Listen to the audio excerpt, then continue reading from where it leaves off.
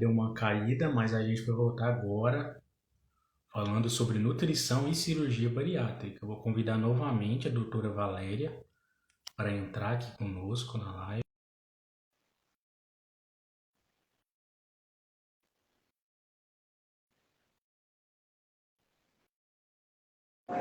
Que estranho.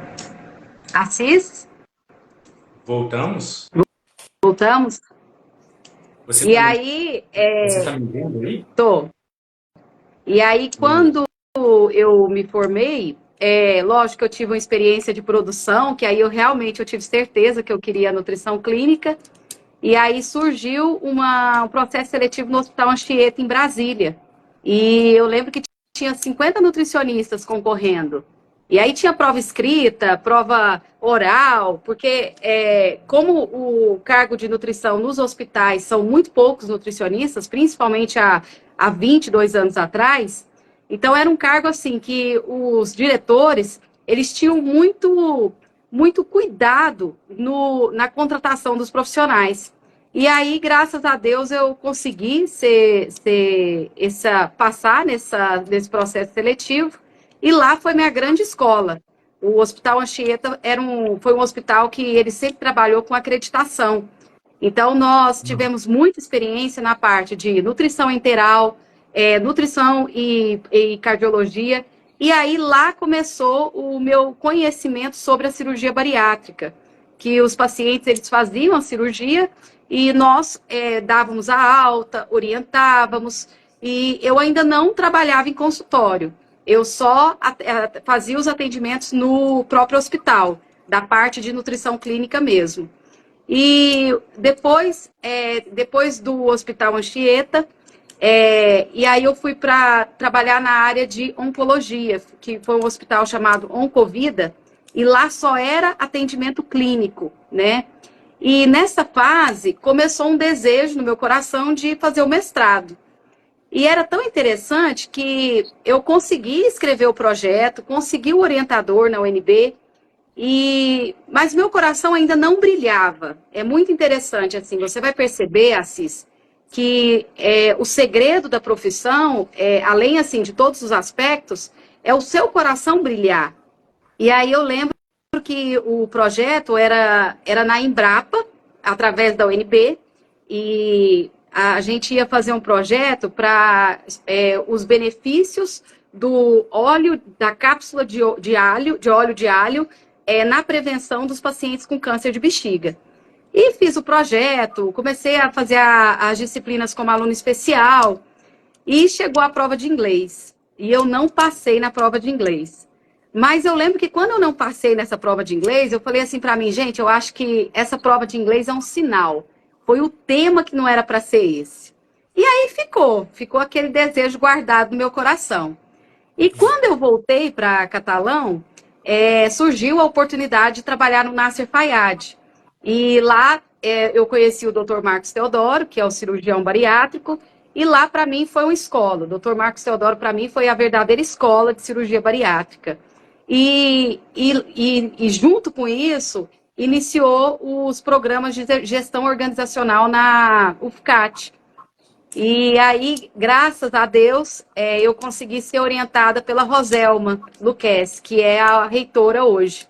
E eu tenho muito orgulho, assim, tanto do projeto que a gente escreveu e que a gente desenvolveu, quanto da área. E eu lembro que o que eu não tinha passado na prova de inglês na UNB, na UFCAT eu passei com nota 10. Tem até no Instagram eu comemorando, né? E aí, quando eu passei na prova de inglês, eu falei, gente, agora é porque a tese é o que eu realmente quero. E eu lembro que no dia do meu aniversário, eu estava em Uberlândia, fazendo coleta com os pacientes da pesquisa, da nossa pesquisa. Então, assim, para mim foi uma experiência assim, incrível. Você desenvolver um mestrado numa área que você é apaixonada e numa área que vai te dar solidez para você ter as condutas clínicas que o paciente precisa. Porque existe ainda muito mito em relação à cirurgia bariátrica. E, por outro lado, quanto mais eu estudo a cirurgia bariátrica, principalmente a parte da nutrição na cirurgia bariátrica, mais eu apaixono. Então, eu falo, não, valeu a pena ter feito esse mestrado. E aí, aqui em Catalão, o mestrado é na área de gestão organizacional, só que tem a linha de saúde. E na linha de saúde, a Roselma, ela orienta a parte de saúde mental. E o nosso mestrado foi na linha de álcool e cirurgia bariátrica. Qual é a relação do consumo de álcool em pacientes pós-cirurgia bariátrica? E foi uma experiência muito boa. Assim, se alguém me perguntasse, Valéria, você faria de novo? Totalmente de novo. Eu até ainda estou com um pouco de resistência em relação ao doutorado, porque eu gostaria muito de seguir na linha de cirurgia bariátrica, porque para você estudar muito, você tem que gostar muito. Eu sempre falo que o estudo ele tem que ter relação com a sua afinidade. E aí foi tudo caminhando e eu atendia pelo convênio, né, pela Unimed, então assim, era um N de pacientes muito elevado. E chegou um tempo na minha vida que eu achei que era necessário aumentar a qualidade, o tempo de qualidade com o paciente, e a gente começou a só atender os pacientes particular. E hoje a gente praticamente só atende pacientes de bariátrica e diabetes, porque eu sou responsável técnica da Adisgo, mas o meu foco tem sido principalmente esse. Perfeito. E aproveitando essa oportunidade, você falou que é formada já há 22 anos, né? E esse mercado do paciente bariátrico para nutricionista, como ele vem se desenvolvendo nos últimos 10 anos? Porque eu sei que não é tão comum a nutricionista atender um paciente, né? Pré-cirúrgico e pós-cirúrgico nessa área. É interessante, porque é o seguinte, eu sempre falo assim para todas as pessoas que, assim, eu ensino, eu oriento, a cirurgia bariátrica ela não é para amador. Por quê? Porque você vai ter contato com o paciente pós-cirúrgico que tem carências nutricionais, que precisa de suplementação, que precisa ter uma ressignificação em relação à alimentação. E é muito diferente, por exemplo, de uma nutrição esportiva, de uma nutrição comportamental. A nutrição relacionada à cirurgia bariátrica, ela envolve um conhecimento muito profundo em relação à suplementação. Por quê? Os pacientes, quando fazem a opção pelo tratamento da cirurgia da obesidade, eles têm uma tendência, à cirurgia, a diminuir a absorção de vitaminas. E essas vitaminas, se a gente não repõe, esses pacientes eles podem levar a um quadro severo de anemia, de fraqueza, de mal-estar. Tem pacientes que têm até sintomas de depressão relacionados à falta de suplementação de vitaminas. Então, é um mercado que eu acredito que vai crescer muito. Por quê? Se a gente for analisar na questão cronológica da cirurgia bariátrica, a cirurgia bariátrica, as primeiras cirurgias, elas foram realizadas na década de 50, em 1960. Em 1998, a Constituição Oficial da Cirurgia Brasileira de Cirurgia Metabólica, ela começou a fazer os trabalhos em relação à Sociedade Brasileira de Cirurgia Bariátrica, ela foi fundada. Em 1999, a cirurgia bariátrica ela foi expandida para a América do Sul. Em 2003, nós tivemos a implementação do Estatuto da Sociedade Brasileira de Cirurgia Bariátrica. Em 2007, foi a palavra metabólica, foi aplicada a sigla da cirurgia bariátrica. Em 2011, foram iniciados os trabalhos pela incorporação da cirurgia bariátrica no rol da ANS. Então, em 2011, que nós podemos definir que a cirurgia bariátrica ela foi liberada para ser feita através de convênios, porque antes era somente particular. Então, 2011 para 2024, se você parar para pensar a nível de medicina, ela é muito recente. Em 2015, nós tivemos a estruturação do Departamento de Endoscopia Bariátrica, e em 2016, que foi iniciada a autorização pelo SUS da realização de cirurgias por videolaparoscopia. Então, é um mercado extremamente recente. E, anteriormente, as cirurgias, elas apresentavam muita complicação na década de 1960. E hoje, a cirurgia já é feita por vídeo. Então, o índice de complicação, ele reduziu muito. Mas, nós continuamos tendo que seguir todo o protocolo em relação à cirurgia bariátrica. Qual é? O médico cirurgião, ele avalia o paciente e ele verifica se aquele paciente tem indicação para cirurgia bariátrica. O médico encaminha para o nutricionista, para o psicólogo, para o fisioterapeuta, para o psiquiatra. O paciente de bariátrica, ele só pode fazer a cirurgia se ele tiver o laudo de todos da equipe multiprofissional. E hoje, além desse laudo, o que é importante? O paciente ele tem que ter passado por 2 anos de tentativas de realização de sucesso, de dieta sem sucesso. Geralmente a gente recomenda a cirurgia para pacientes a partir de 18 anos, mas já existe alguns pacientes que estão fazendo a cirurgia com 16 anos, dada a indicação do benefício ser maior do que o risco.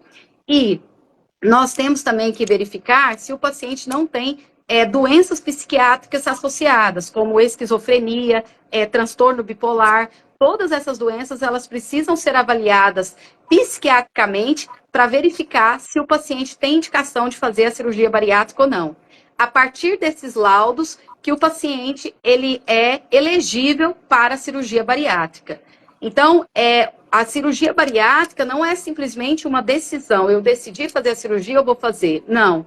Ela passa por um comitê da equipe multiprofissional para avaliar a indicação da cirurgia e os benefícios daquela cirurgia para o paciente. E a partir disso, os pacientes, eles realizam a cirurgia. Então, é um tipo de cirurgia... Pode indicar essa cirurgia? O que foi, Assis? O nutricionista pode indicar essa cirurgia também? Então, vamos lá. Quem indica a cirurgia é o cirurgião bariátrico. O nutricionista, por exemplo, o paciente ele vai chegar no meu consultório, eu atendo paciente obeso, eu atendo paciente de balão, eu atendo paciente de cirurgia bariátrica, eu atendo paciente de diabetes. Geralmente o paciente da cirurgia bariátrica, ele já vai vir do cirurgião. Ele não vai passar primeiro no nutricionista e depois ele vai para o cirurgião. Porque eu, particularmente, eu sigo o caminho correto. Porque o nutricionista, nós fomos formados para orientar o paciente a mudar a alimentação através dos hábitos saudáveis. Então, quando o paciente ele tem indicação para cirurgia, eu quero que você entenda um paciente de 145 quilos, um paciente de 160, um paciente que já não... Tem pacientes que já estão, assim, eles não cruzam as pernas por conta da obesidade. São pacientes que não têm qualidade de vida. Então, a cirurgia bariátrica, ela pode levar ao aumento da qualidade de vida do paciente se ele seguir toda a equipe multiprofissional. Então, geralmente, o nutricionista, ele não indica a cirurgia bariátrica. Quem indica é o médico cirurgião. Mas, depois que eu recebi o paciente, nós vamos avaliar a indicação para a cirurgia bariátrica. Entendeu como é que funciona, Assis? Aham. E assim, você atende, com certeza, de forma integrada o paciente. Com certeza, no seu dia a dia, você deve receber paciente só procurando o seu laudo. E como você age nessa situação? Porque muitos veem assim, né? Não, vou ali no nutricionista, pegar o laudo e acabou. Só que não funciona assim. Tem um pré-operatório que você age também, até mesmo no pós-operatório, por 1, 2 anos. Como que funciona isso? A questão do laudo, ela é extremamente relativa. Por quê? Eu, quando começo a cuidar de um paciente, eu assumo o compromisso com aquele paciente. Então, eu sempre converso com ele que a cirurgia é uma via de mão dupla. O Dr. Marcos Teodoro até falava com a gente o seguinte termo: olha, com o paciente, olha, você vai namorar com o cirurgião, mas você casa com o nutricionista. Então, o nutricionista, se o paciente de cirurgia bariátrica, ele fizer o acompanhamento completo, aquele paciente vai ter muito resultado e muito positivo. E eu deixo isso muito bem claro, porque um laudo, só um laudo, ele teoricamente, ele não é nada. Porque o pós-operatório de uma cirurgia bariátrica, se o paciente não tiver o acompanhamento do nutricionista, ele não dá conta. Se ele não tiver um acompanhamento psicológico, é muito difícil ele tem os retornos com o cirurgião. Então, assim, ele tem uma equipe que está, uma rede de apoio associada para ele ter o resultado efetivo. É lógico que a gente vai encontrar pacientes que foram buscar laudos, mas não é a minha experiência. A minha experiência, os pacientes, eles fazem o acompanhamento os 3 primeiros meses, depois 6 meses, depois passa para 1 ano. E a partir do momento que você vai vendo que o paciente vai adquirindo uma certa independência, a gente vai aumentando o intervalo dos retornos. Então, o que eu percebo é que é muito, assim, por exemplo, eu atendo paciente de Goiânia, atendo paciente de Uberlândia, e os pacientes que estão em cirurgia, como é que você está? Com o WhatsApp, a gente aumentou muito o canal de comunicação com os nossos pacientes. Então, eu não vejo mais, assim, os pacientes só querendo buscar laudo, não. Pelo menos pela minha experiência, eu não tenho tido tanto essa experiência, não, Assis. Uhum. E quanto a essa deficiência nutricional que ocorre após a cirurgia, né? Quais são as principais deficiências? Como funciona esse acompanhamento? Então, vamos lá. Quando os pacientes fazem a cirurgia, nós temos a redução do ácido clorídrico e nós temos também as deficiências de ferro, de vitamina B12, de ácido fólico, de vitamina D, zinco, cobre e selênio. Então, esses pacientes, eles precisam de uma suplementação. Só que como a absorção de vitaminas ela é muito diminuída, porque nós temos diminuição da leptina, nós temos diminuição do ácido clorídrico, é muito importante que algumas vitaminas elas sejam ou sublingual ou intramuscular. Então, os pacientes eles fazem o acompanhamento. Com 3 meses, o médico cirurgião já solicita os exames, principalmente das vitaminas, e a partir daí nós vamos fazendo o processo de suplementação. A indústria de suplementação, ela cresceu tanto que hoje nós temos já vitaminas específicas, como se fosse balas de vitaminas, para o paciente fazer uso no pós-operatório imediato. Então, existe uma preocupação muito grande em relação ao aspecto nutricional do pós-operatório da cirurgia bariátrica. E Vem isso tudo nós junto não numa podemos, só? em momento algum, passar batido.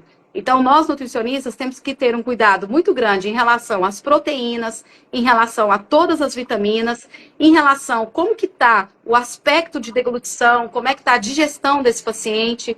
Alguns pacientes, eles podem apresentar intolerância em relação ao arroz, em relação à carne, e nós vamos orientando técnicas para eles melhorarem. E cada vez mais, nós percebemos o quê? Hoje nós temos redes sociais, YouTube, que você entra no YouTube, você teoricamente aprende tudo, só que cada caso é um caso. Então eu sempre falo, olha, você pode seguir as redes sociais, mas o seu profissional, ele tem que estar te acompanhando sempre. Porque através da consulta, nós vamos verificar como é que está a função intestinal desse paciente, como é que está a questão de massa magra, como é que está a massa gorda. Então, tudo isso é importante a gente estar avaliando o nosso paciente. E o que eu falo é o seguinte, a cirurgia bariátrica, ela é um meio de emagrecimento e um meio de aumento de qualidade de vida. Mas se o paciente não melhorar os hábitos alimentares e o que fez ele levar ao ganho de peso, nenhum tipo de tratamento vai ser efetivo para ele. Por isso que é tão importante o acompanhamento psicológico, o acompanhamento nutricional, principalmente, e muitas vezes, se a gente verificar, o acompanhamento psiquiátrico. Então, o que eu vejo hoje dos pacientes, o que é? Nós temos uma geração que busca muito a vaidade, a estética, a qualquer custo, mas nós temos uma geração também muito adoecida. E essa geração adoecida do fast food, refrigerante e todos os alimentos que são hipercalóricos, hiperlipídicos, eles estão acarretando muitos males para a saúde. E a gente pode não ver o resultado em 1 mês, mas em 2 anos, já tem pacientes que chegam no meu consultório que ganharam 70 quilos. E você, às vezes, pensa assim, Valéria, 70 quilos em 2 anos é impossível. Mas quando você divide 70 por 24, esse paciente ganhou 2,9 quilos por mês. E 2,9 quilos por mês, infelizmente, não é difícil ganhar. Então, nós temos que cuidar da nossa saúde. O nosso patrimônio maior na vida é a saúde, porque sem saúde você não faz nada, você não conquista nada. E a cirurgia bariátrica, ela é um meio, mas a gente tem que entender que ela não é um fim. Se você não fizer sua parte, se você não se cuidar, se você não fizer atividade física. Então, eu deixo isso muito bem claro para todos os pacientes quando eles vão fazer a cirurgia, porque é de muita responsabilidade você dar um laudo, você cuidar do paciente de cirurgia bariátrica. E eu falo, graças a Deus, Deus me deu muita experiência, muito contato com muitos médicos profissionais que me ajudaram a querer crescer, estudar cada vez mais, para hoje eu ter qualidade de atendimento com os meus pacientes. Doutor, uma dúvida, com relação às novas vitaminas que têm saído agora, próprio para esses pacientes que passaram pela cirurgia, todas vêm juntas, uma cápsula só, ou seria algo mais que você já compra a caixa e já vem ali todas as vitaminas e proteínas, como que funciona? Isso é muito interessante que você perguntou. Nós temos um suplemento, nem vou fazer propaganda nem nada não, chamado Guardian. Ele é da Central Nutrition e ele tem todas as proteínas que o paciente de bariátrica precisa para o pós-operatório. E então, o que eu quero te dizer com isso? Nós temos, por exemplo, a linha Quelatos, que é fantástica. Ela vem com os nutrientes na forma quelada. E quando o nutriente vem na forma quelada, a capacidade absortiva do paciente aumenta.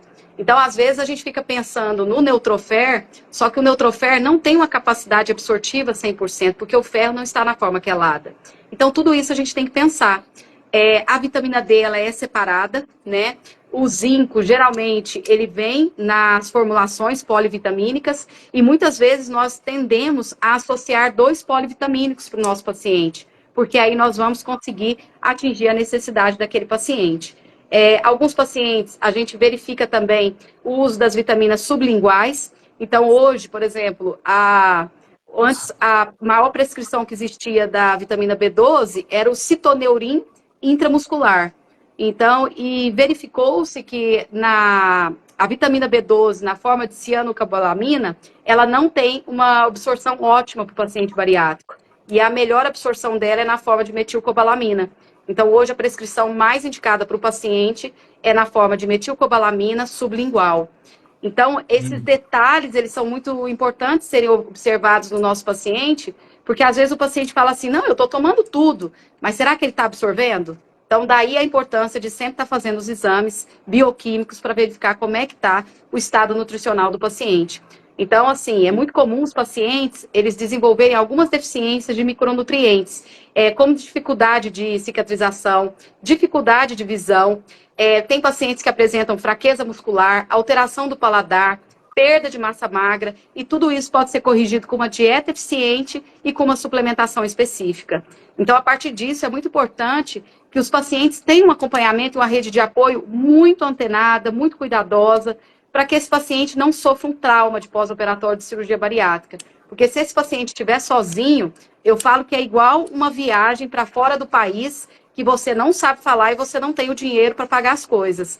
É um trauma. Agora, se você vai para uma viagem para fora do país, com roteiro, com um guia, com dinheiro, você vai aproveitar os melhores passeios. Então, eu sempre falo, qual caminho você quer seguir? Então, é muito importante, quando você vai fazer um procedimento e uma escolha, e chegar a uma cirurgia bariátrica, que seja uma escolha muito madura, porque não é uma escolha, assim, que eu posso mudar de ideia, é realmente uma escolha definitiva. Doutora, e você costuma fazer essa suplementação também no pré-operatório? Porque às vezes a pessoa ela já vem com uma deficiência nutricional, né? Deficiência nutricional de ferro, de vitamina B, e parece que é um fator protetor para a própria cirurgia a gente suplementar esse paciente. E você costuma fazer essa suplementação? Porque depois pode ocorrer queda de cabelo também, né? Tem tudo isso. Então, o que acontece? Nós sempre, todo médico cirurgião, ele pede os exames antes da realização da cirurgia. Então, nesses exames, nós vamos avaliar todo o aspecto das vitaminas do paciente, inclusive ferro, ferritina, índice de saturação de transferrina, vitamina B12, vitamina D. E se estiver em deficiência, esse paciente ele vai ser suplementado antes mesmo da cirurgia, porque realmente tem um efeito muito complexo esse paciente ir deficiente nutricionalmente para um pós-operatório. Lembrando que no pós-operatório, ele vai ficar 30 dias com uma dieta líquida. E essa dieta líquida, muitas vezes, ela vai ser deficiente no aspecto de proteínas e vitaminas. Por isso que é tão importante a suplementação. Aham. E você citou a questão também do psicológico, né? Da mentalidade nesse processo, tanto pós-cirúrgico como de uma pessoa que não passou por cirurgia, mas está tentando emagrecer. A gente teve a oportunidade de fazer uma pesquisa aqui na universidade, em que a gente analisava a variável comer emocional, né? Que é aquela pessoa que ela é estimulada pela emoção, tanto negativa quanto positiva, para comer de forma exagerada, principalmente alimentos com alto teor de carboidrato. Como que você trabalha isso no consultório? Se existe mesmo esse comer emocional? Essa questão do comer emocional é uma questão que envolve vários aspectos. Nós, nós somos uma sociedade hoje completamente mudada depois da pandemia. Por quê? A pandemia, ela levou os nossos níveis de ansiedade ao extremo. Eu não converso com ninguém que fale comigo que a pandemia foi uma paz. A pandemia foi um nível de ansiedade hard, né? A gente não podia sair de casa, muitos profissionais não podiam trabalhar, não podia ter contato com o próximo, o lockdown. Então, eu quero te imaginar o seguinte, imagine a pandemia em relação à alimentação. A ansiedade, nós temos dois caminhos. Tem pacientes que eles param de comer completamente e emagrecem. E tem pacientes que se refugiam no alimento. E principalmente nos alimentos que são hiperglicídicos. Então, por exemplo, olha, eu sou viciada em chocolate. Eu sou viciada na serotonina que é liberada no meu cérebro quando eu como chocolate. Então, o comer emocional, ele é muito comportamental. Se você começar a parar para pensar, as pessoas, elas tendem a descontar alegria, tristeza, dor, felicidade, todos os aspectos, o alimento ele está envolvido. Todos os alimentos, eu tenho piedade, eu fiz 1 hora de academia, nossa, eu mereço comer isso aqui, eu fiz 1 hora. Então, assim, eu auto-justifico que eu posso comer errado para como se eu fosse uma mentira piedosa para mim, para eu me permitir comer.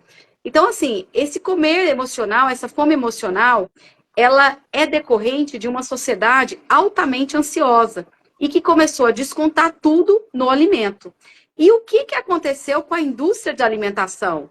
Ela chegou ao índice que ela aumentou muito a quantidade de conservantes, principalmente glutamato de sódio, nos alimentos. O que o glutamato de sódio faz nos alimentos? Ele aumenta o sabor.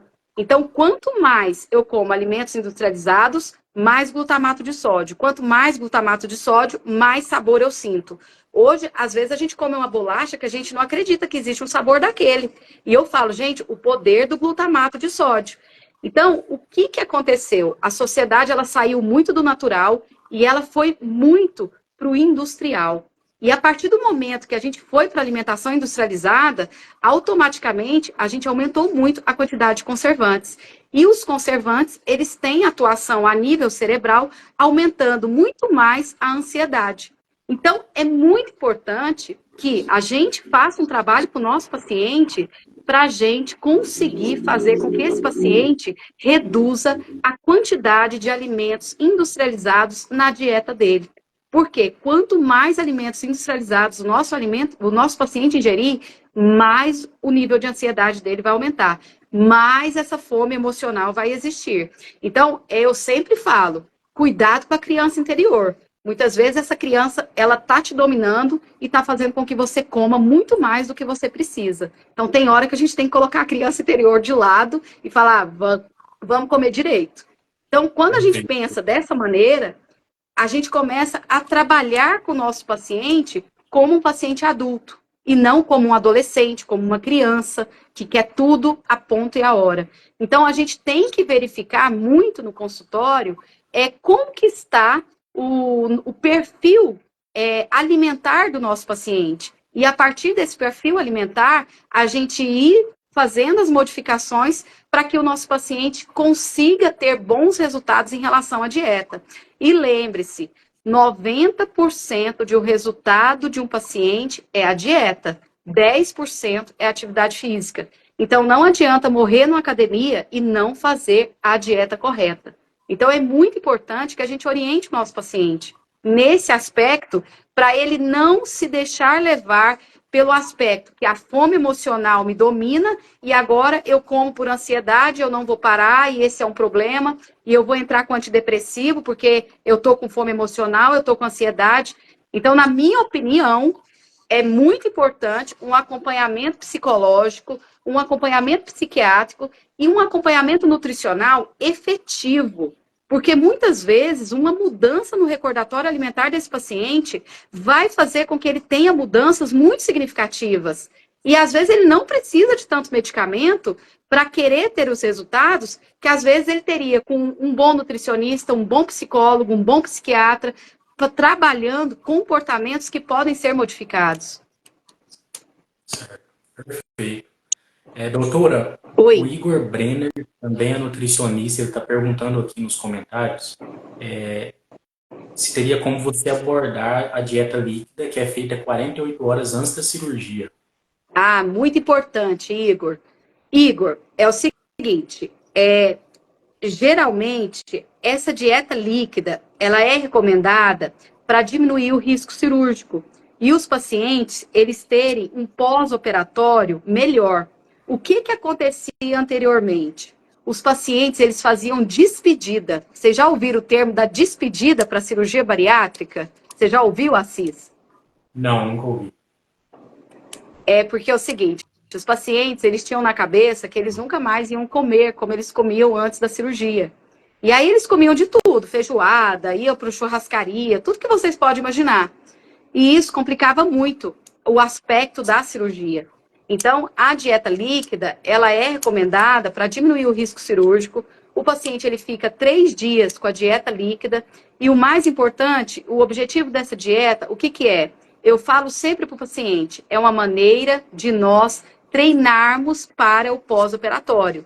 Tem paciente que vai para a cirurgia bariátrica, ele nunca nem experimentou Gatorade, ele nunca teve hábito de água de coco.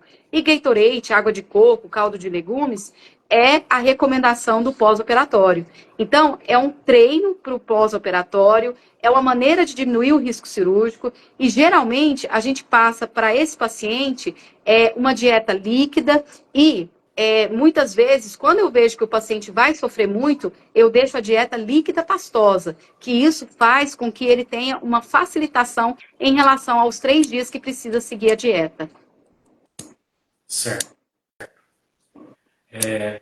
Doutora, entrando agora mais na questão do emagrecimento em si, você tem as suas estratégias mais eficazes para trabalhar esse emagrecimento.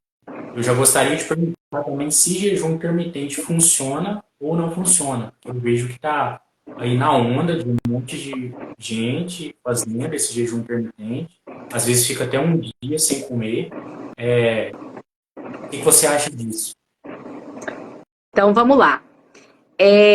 O jejum intermitente, primeiramente, para quem está assistindo a live, é muito importante que a gente defina o que é o jejum intermitente.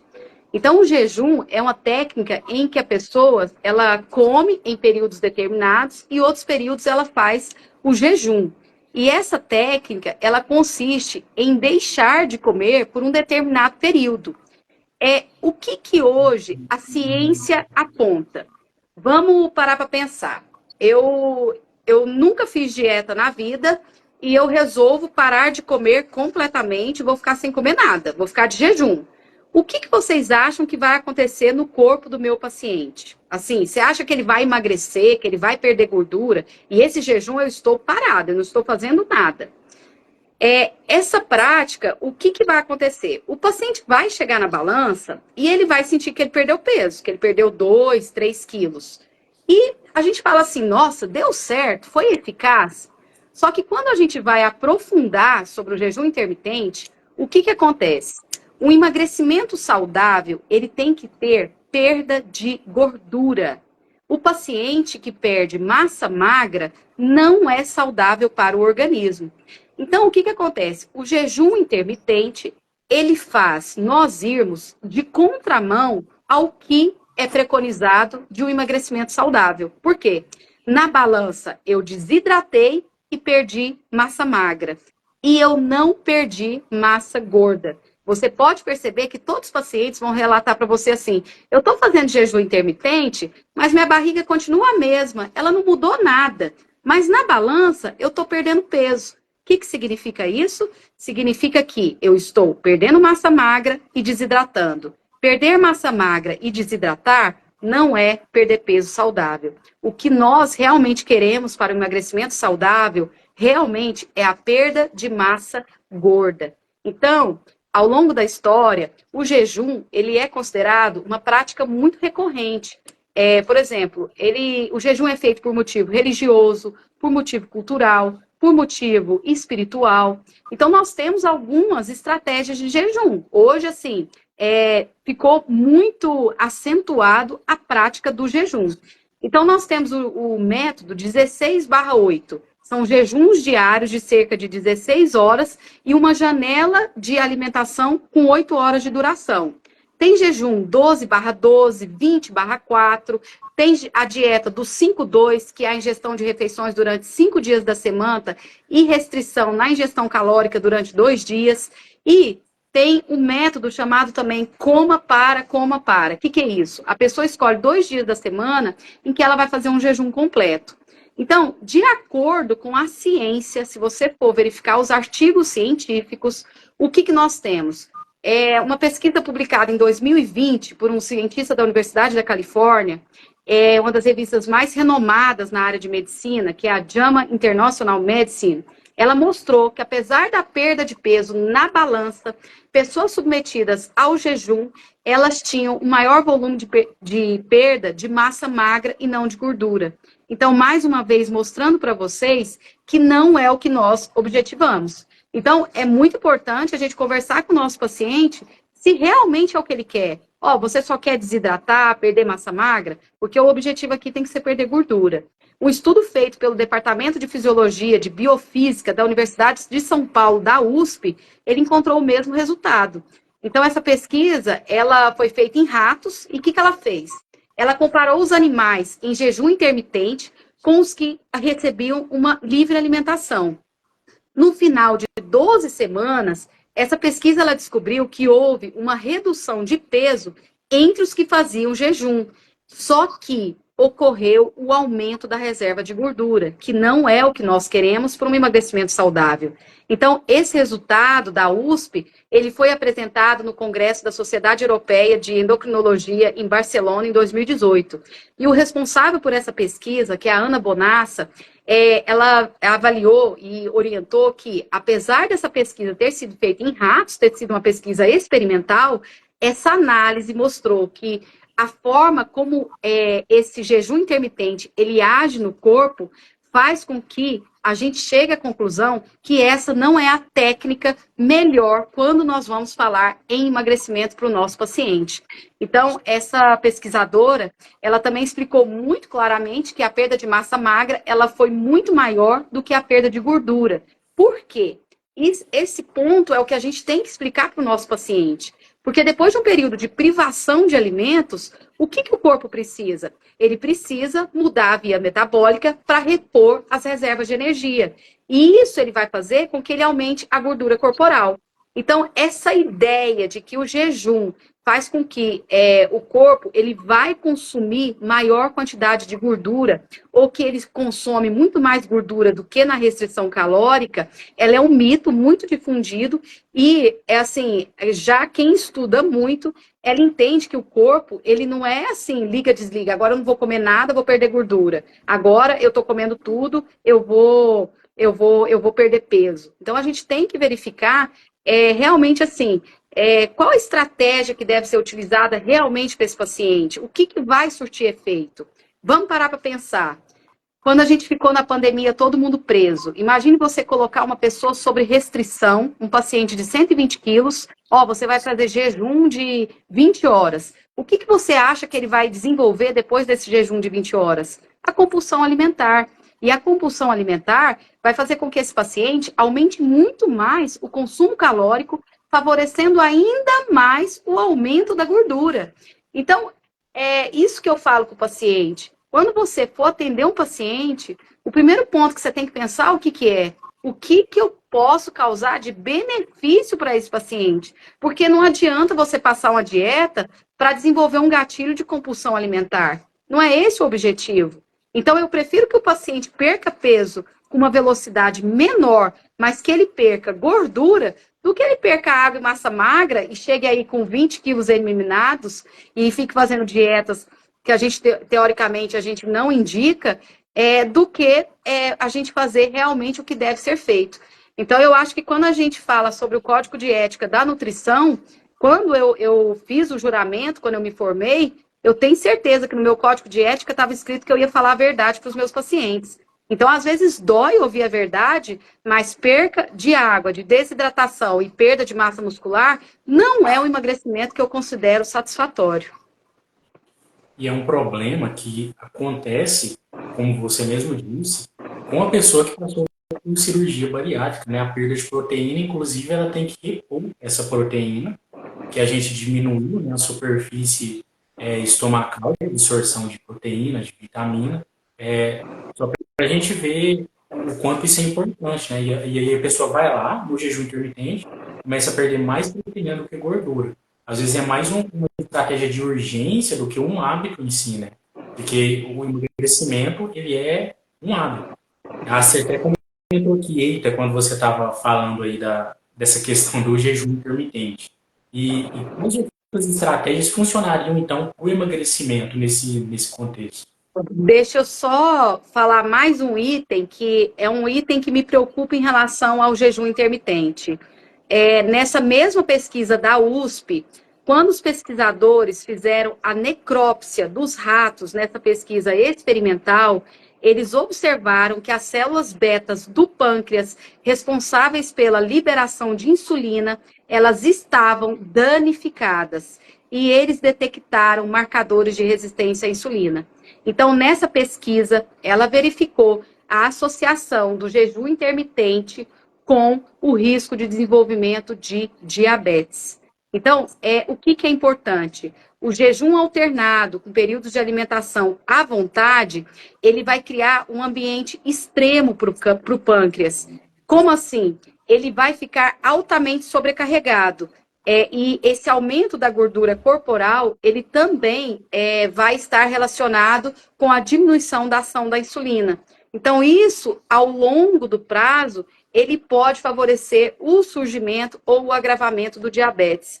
Então, eu te pergunto, será que é correto, eu como nutricionista, sabendo que o paciente, ele vai ter um emagrecimento, que ele só vai perder massa magra, que ele vai desidratar e que ele ainda tem risco de levar ao agravamento do diabetes e eu detecto que pode existir marcadores de resistência à insulina. Será que é correto eu indicar o jejum intermitente?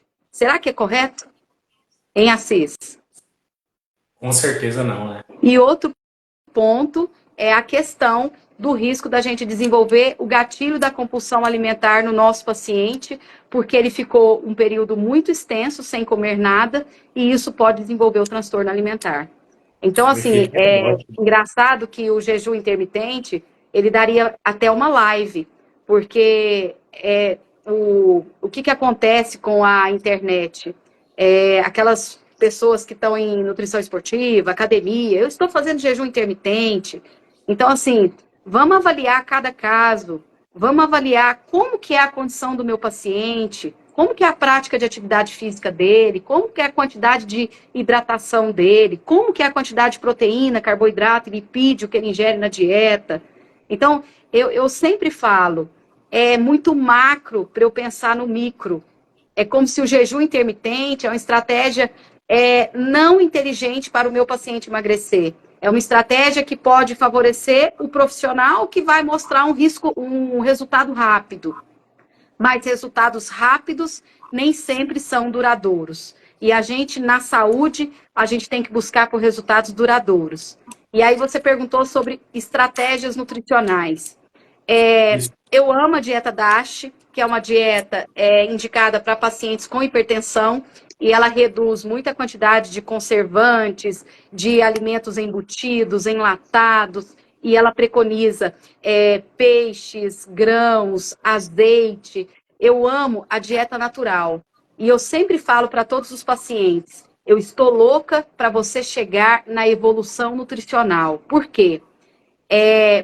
Se a gente parar para pensar, a evolução nutricional é uma dieta muito natural. Ela é uma dieta com mínimo de conservantes, com mínimo de refrigerante, com peixes, com verduras, legumes orgânicos, sem agrotóxicos, com mínimo de conservantes, sem tanto acidulante na alimentação.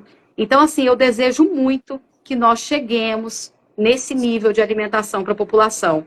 Mas para nós chegarmos, nós precisamos ainda desmistificar muitas informações que estão sendo passadas de forma, como é que eu posso te dizer, Assis? De forma glamurosa e está prejudicando o meu paciente, entendeu? A DASH é a mesma do que a Mediterrânea ou são diferentes? A DASH é uma dieta indicada para pacientes hipertensos. Então, ela indica até uma quantidade restrita de sódio para os pacientes. A Uhum. Mediterrânea, ela é a DASH com uma quantidade de sódio normal. Ah, entendi. Uhum. É uma adaptação, então, né, para o Adaptação. paciente Mas hipertenso. a DASH e a Mediterrânea são as melhores. Se você for avaliar do padrão alimentar, a sociedade, assim, você fecha o olho, você lembra de japonês obeso mórbido? Não. Você fecha o olho, você lembra de americano obeso mórbido? Sim. Por quê? É justamente por causa da dieta, né? iFood, principalmente, presente no estado americano, norte-americano. Entendeu? Então, a maior industrialização alimentar, ela vem com maior prejuízo alimentar em relação à saúde da população. E aí é muito importante nós sempre, assim, orientarmos o nosso paciente para a gente não se transformar numa sociedade americana de alimentação, porque é muito fácil se transformar numa sociedade americana. As fases da dieta após a cirurgia, Igor, posso responder, Assis, rapidinho? Pode responder, fique à vontade. Ah, Igor, então vamos lá. Na primeira semana, a dieta ela é líquida restrita. É uma dieta que foi feita exatamente para a cicatrização da cirurgia. Então, essa dieta ela não pode ter fibra, é uma dieta totalmente coada. Então, o paciente ele vai tomar água de coco, Gatorade, caldo de legumes, suco coado.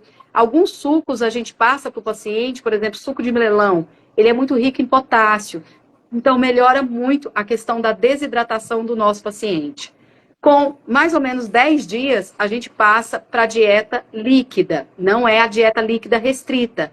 Nessa dieta, o paciente ele já evolui um pouquinho a consistência da dieta líquida, não é tudo coado, já é liquidificado e coado, e antes não é liquidificado, é tudo coado.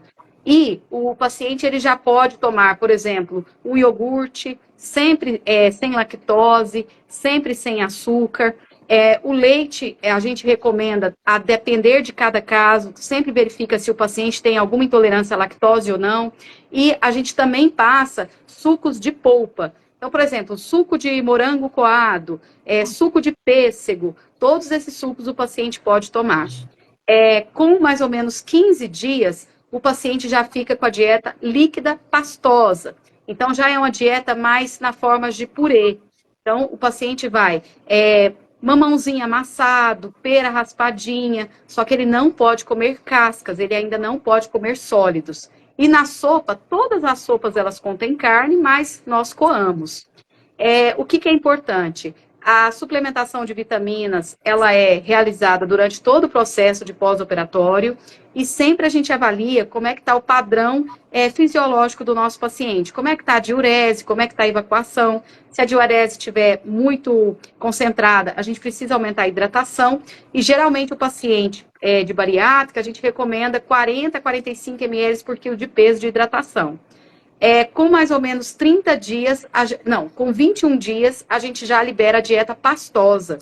Aí esse paciente, a gente já aumenta o volume da dieta e ele fica até o D30 com a dieta pastosa. E do D30 em diante, a gente já orienta a dieta branda, conforme a tolerância do paciente, de acordo com a gramagem que a gente recomenda de arroz, de feijão e de carboidratos, de proteínas e de verduras e fibras.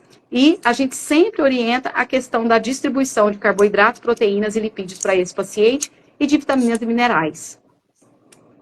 Prontinho, Assis, continua. Partindo para a última pergunta, o nosso tempo tá estourando um pouquinho, eu gostaria de saber de você qual que foi a história que mais te marcou nesses últimos anos de consultório, atendendo esses pacientes. A história assim que você fecha o olho e você lembra de alguma história que tenha te marcado profundamente. Foram duas histórias. E essas duas histórias, elas mexeram muito comigo. Imagina 10 anos atrás, assim, uma nutricionista trabalhar com bariátrica. Todo mundo assustava, né? Assim, nossa, nutricionista orientando bariátrica. As pessoas, assim, não entendiam muito, né? E foi um paciente que ele tinha 17 anos no meu consultório. Eu não vou falar o nome, mas, assim, o carinho que eu tenho por ele é incrível. E ele era um paciente bem depressivo, ele não saía do quarto, ele não tinha amigos, ele era muito obeso, ele tinha 147 quilos. Eu quero, Assis, que você pense, por exemplo, se 147 quilos é o incômodo de um paciente adulto, imagine num adolescente de 17 anos, que tem uma vida incrível de sonhos, de mudanças, eu posso conquistar o mundo. E a obesidade me impedindo, me deixando sem autoestima, sem vontade de viver. E era um paciente, assim, extremamente retraído. E eu lembro que a mãe dele chegou no consultório e falou que tinha ido no cirurgião, que o cirurgião tinha falado sobre a cirurgia, mas que ela tinha muito medo. E esse medo, assim, ela tinha medo de acontecer alguma coisa na cirurgia. E foi tão engraçado que foi um momento, assim, que Deus tocou meu coração, sabe? Porque eu falei, meu Deus, se ele continuar nesse quarto, sem autoestima, depressivo, sem viver a vida que ele merece, será que tá certo? Será que tá certo, assim, não fazer uma cirurgia dessa? E aí eu falei com a mãe dele, eu falei assim, o que tiver ao meu alcance, eu quero ajudar. Eu quero ajudar na dieta, eu quero ajudar na mudança de vida dele. E se você concordar, se ele concordar, vamos tentar. Quem sabe dar certo e não vai ser uma nova vida. E aí o que aconteceu? Ele foi no meu consultório, conversei, e assim, com muito medo, né? Porque a cirurgia, vocês acham que é uma coisa fácil, mas é algo muito difícil. É uma decisão muito definitiva. É um casamento, né? E aí, o que aconteceu? Ele foi no meu consultório, a gente conversou, e ele falou como que era a vida dele, e os sonhos dele. E ele falou, olha, realmente assim, do jeito que eu tô hoje, eu não vou conseguir realizar tudo que eu quero. Eu acho que eu tinha que fazer essa cirurgia. Aí eu só falei para ele assim, eu te ajudo. E aí eu sei que deu tudo certo, ele tá fazendo faculdade, tá namorando, já tá prestes a casar. E o que eu tenho para falar? Que eu acho que os sonhos, eles foram feitos para ser realizados. E não é um peso que pode te impedir de realizar o que você sonha. Então, se existe uma cirurgia que talvez, assim, ela pode beneficiar a sua vida, por que não fazer? Se você tiver a indicação, se você tiver sem qualidade de vida, se você tiver com risco de saúde. Então, eu sempre falo para os pacientes, se for do aspecto estético, talvez não seja a melhor indicação, porque é sofrido, é difícil, é uma mudança muito grande. Eu quero te falar o seguinte: o paciente obeso, o que ele mais ama é o alimento. E ele vai fazer uma cirurgia que talvez ele não possa comer tudo que ele comia antes. Então, ele vai ter que ressignificar muita coisa. Ele vai ter que criar outros prazeres, que criar outros padrões. Então, nesse aspecto, eu falo para o paciente, se você estiver preparado, faça. Faça, porque talvez seja uma mudança na sua vida muito grande. E talvez seja a mudança que você precisa na sua vida. Mas se você não se sentir preparado, não faça. Porque quem vai passar por tudo é só você. Não são amigos, não são colegas, não é marido, não são filhos, é você. Por isso que a decisão tem que ser do paciente. Eu não posso fazer porque fulano deu certo, porque ciclano tá assim. Não, como que eu quero estar? E aí esse paciente me marcou muito. E o outro paciente, são dois, tá? Assim, está acabando.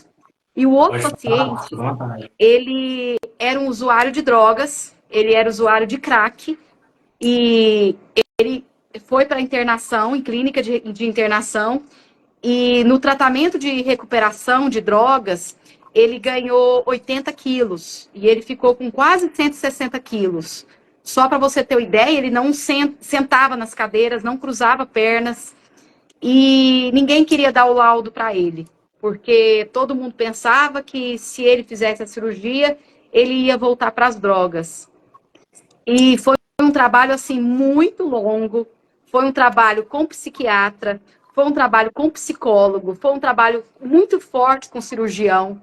E eu lembro que eu fiz ele assinar uma carta de consentimento que ele era responsável pelo futuro dele e que agora ele estava assinando o comprometimento com a saúde dele. E a gente deu o laudo para ele fazer a cirurgia. E foi a primeira vez que eu dei um laudo com medo. Esse laudo eu dei com medo, mas não com medo de não dar certo. É com medo do poder das drogas. Porque quando a gente faz a cirurgia, tem um risco muito grande da gente transferir compulsão alimentar. E a gente pode transferir a compulsão alimentar para o álcool, a gente pode transferir para as drogas, se a gente não tiver um equilíbrio emocional muito grande. E o que aconteceu? Aconteceu o que eu mais sonhava. Esse paciente deixou completamente as drogas. Hoje ele faz um trabalho incrível, levando nas escolas para não usarem drogas. Está com um corpo muito lindo, está com saúde e deu certo. Então, apesar de ter muita história, que às vezes são tristes, tem muita história que a gente lembra e que a gente fala, graças a Deus, eu não impedi o sonho desse paciente. Então, eu acho que nós, nutricionistas, nós temos esse papel também, de ser um agente de transformação de sonhos de um corpo, de uma saúde, de uma vida nova. E talvez através da cirurgia bariátrica isso seja possível, da dieta isso seja possível, e talvez a gente consiga levar esses pacientes para a dieta mediterrânea. E é um sonho que eu tenho, assim, de todo mundo não precisar de tanto medicamento e suplementar corretamente, seja com a vitamina D, com ômega 3, com a coenzima Q10, e a gente ter uma sociedade saudável do ponto de vista alimentar e emocional. É isso que é meu desejo para a sociedade. Perfeito, doutora. Queria te agradecer por essa oportunidade, né, por essa conversa. Com certeza gerou conhecimento para mim e para todo mundo que assistiu. E queria que você deixasse uma mensagem final aí para quem está nos assistindo. Nossa, essa mensagem é linda. Deixa eu pegar aqui. Deixa eu ver se eu vou achar. Eu não sei se vocês já viram. Eu gosto muito dessa mensagem. É rapidinho. Certo.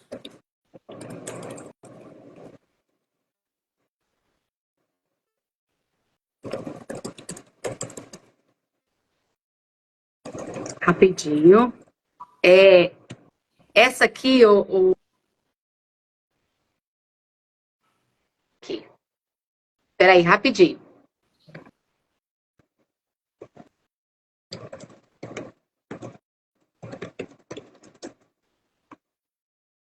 Essa história, para mim, é uma das mais belas que eu já vi na vida. O, o Henry, deixa eu ver aqui. É uma história de inspiração muito grande, porque a mãe do Henry Ford, ela recebeu uma carta do professor falando que ele não estava apto para estudar naquela escola, que ele não tinha capacidade.